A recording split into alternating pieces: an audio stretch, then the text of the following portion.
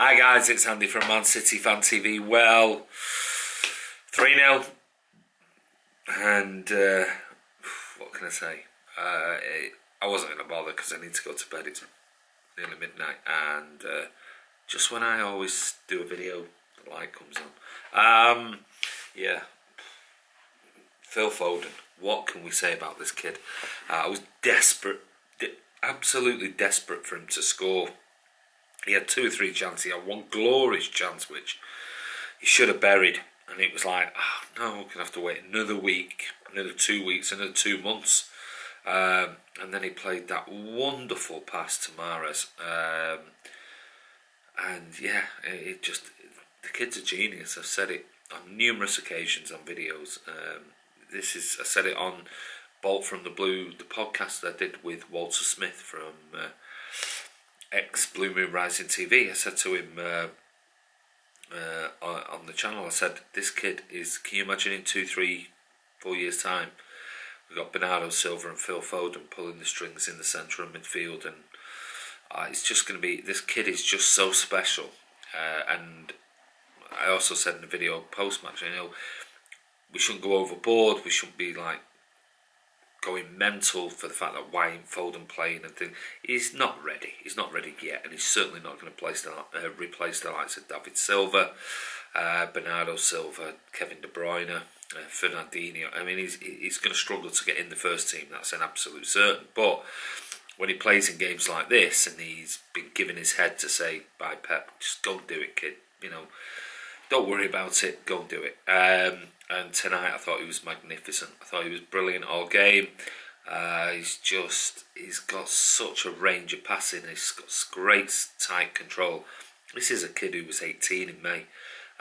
Stop hook born, Iniesta, local lad.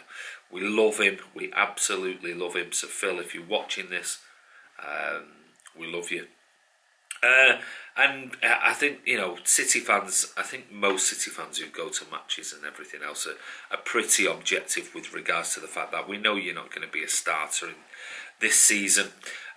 We just want to see you whenever you play, and we're just desperate for you to have got that goal. Tonight, wonderful ball through from Mahrez, and I thought it was a fantastic finish by Mahrez on his right foot. And then it was like, we're going to wait, and then suddenly he's in. Great finish. So it just capped off. It was just such a dominant performance all round. It was, it was at times, it was a little bit sort of like, it was like watching a training match. But at the end of the day, it gives opportunity, it gives rest to players, and it gives the opportunity to some kids like Brahim Diaz, who I thought Brahim was very, very bright and lively in the first half. We clearly saw there was some words being had by Pep Guardiola when it looked like he got a knock and Pep had told him to go down, and then clearly he didn't want to take any chances and brought him off. I think by all accounts, looking at it, Brahim wasn't happy about being brought off and said a few things to Pep Guardiola, and he got an absolute mouthful by Guardiola in Spanish as he was coming off, and got told to get on the bench. And within seconds, next minute, he was told to go down the tunnel. Now, I don't know whether that was to go and get treatment, which it probably was, but it could quite easily have been, get off that bench, get down the tunnel, and I'll speak to you later type of thing. So Brahim, be careful. You're a young kid. You should be learning, and if the manager tells you to come off, it's all right being upset, but you don't give the likes of Pep Guardiola a mouthful over it. But that shows a bit of fight, I guess. So there's always, maybe there's nothing wrong with that. But anyway, I thought Brahim did really well. Thought Zinchenko played really well. Thought he had a bit of a dodgy start, but then grew into the game. I thought he was really, really good. Sterling again looked a bit lively, but lost the ball on a few occasions. I thought some of the crossing, I think overall in general was a bit garbage. It was a bit poor. I mentioned on Twitter, Danilo is Brazilian. What the hell is wrong with his crossing? He got into about 10, 12, 14 opportunities whereby he wasn't even under pressure. it went over the bar, it went 20 yards here, it went first man, it went... I know he is returning back from injury, so, you know, they give him the benefit of the doubt, but I think even just in many games that he's played,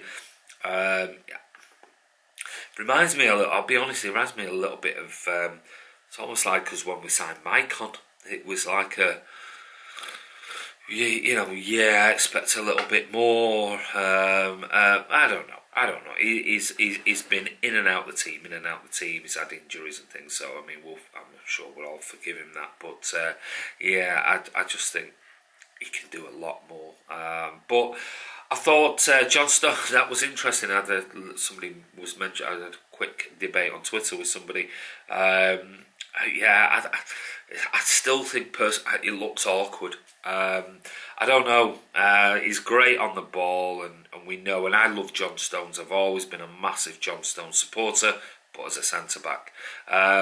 Tonight, remember this against Oxford, they were garbage, and they are where they are for a reason.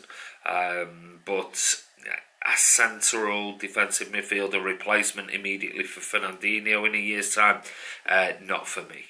John Stones is going to go on to be one of the world's best central defenders. That's where he should be playing, but it's great backup. You know, if we need him desperately, we can always, rather than trying to bring somebody deeper like De Bruyne or Silva if Fernandinho was injured, we know we can move maybe John Stones forward and support him a little bit more. He's a great passer, we know that. He's good on the ball, but I mean, this is Oxford. I'd like to see him if he was up against Liverpool or Chelsea or those type of teams and see whether he's as comfortable in that position. It just looked... I don't know, it just was weird. It just looked weird. But at least we know he's able to play there. To what level, who knows? But I still prefer him. I think he's a wonderful centre-back. Who else? Muric, I mean, oh my God, I think I posted on Twitter, I mean, he clearly was bored shitless to come out and go for that throw-in. I mean, it was like, oh my God, what are you doing? So, yeah, we all know he's a bit mental. He has headbutted people and been sent off, and so maybe he was just bored and came out and thought, I need to do something because this is garbage. I think did he have one save to make? I'm not sure. But anyway, overall, I thought Gabby Jesus worked really, really hard.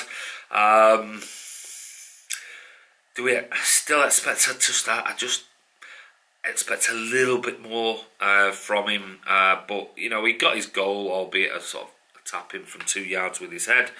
I thought Phil Foden, I thought Diaz was great in the first half. I thought Phil Foden was exceptional all game. I thought Riyad Mahrez had a good game. I thought his finish was excellent. And looks sharp. He definitely looks sharper tonight. But again, it's against Oxford. But you can see him now. He's looking sharper. It looks like he's starting to maybe fit in and understand his role, and when he plays in that right wing role, what he's supposed to be doing, where before it all looked a little bit sort of off the cuff. So Mahrez is definitely, in 2 games now, we're seeing a big improvement, a step forward. So, I mean, if he gets anywhere near sort of 100% and comfortable with Pep's tactics, wow, we've got a serious player on our hands. And so it can only be good for Man City. Who else? Gundogan came on. Cameo appearance, really. I thought at the back, I mean, it's hard to sort of, I mean, Vinny Company didn't have much to do. I'll tell you what, I did post on Twitter, I just said, I just love the general. I love Otamendi. He's no nonsense. You know, when we've got the likes of Pep trying to implement this passing style and everything else, and, you know, try and keep the ball at all costs, and he just comes in, and if he thinks, well, it's 3 yards from the touchline, I'm not messing about, I'm heading it straight out, I'm not going to mess about, I'll boot it straight into the crowd. And I think we do need that. We need that rather than 4 ball playing defenders, and I just love his no-nonsense approach. He can play the ball out, he's comfortable on the ball, he's good at bringing it out, but if it's anywhere near what he might consider a danger area, he doesn't even mess about. He's bang, it's gone, and he's back in the centre commanding his players around him where he needs to be. So I love that. I'm a big fan of Otamendi. From somebody who's gone, from where we thought it's garbage, it's just mistake after mistake, to brilliant, absolutely brilliant last season. And we've seen him in fits and starts this season, and every game he's been superb. So, it's going to be interesting. Laporte was on the bench, didn't come on. Are we going to go back to John Stones and Laporte again at the weekend? Or, tossing up out. I mean, I know there's lots of Laporte fans out there, and I'm certainly not hating on Laporte.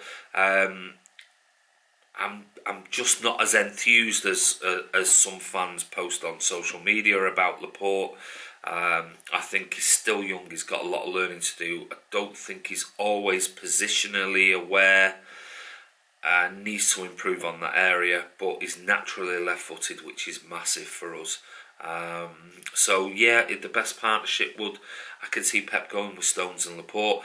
But for me, I love Vinny, but I just don't see how you can drop Otamendi. I just don't see how you can drop Otamendi because he gives you that difference, that bite, that no-nonsense approach. And in big games, that's what you need. Not always two ball-playing centre-halves that are comfortable and nice-looking on the ball. Sometimes you need a little bit of nastiness, a little bit of aggression, and a little bit of sort of, I'm not going to put our team in danger. It's going into the stands.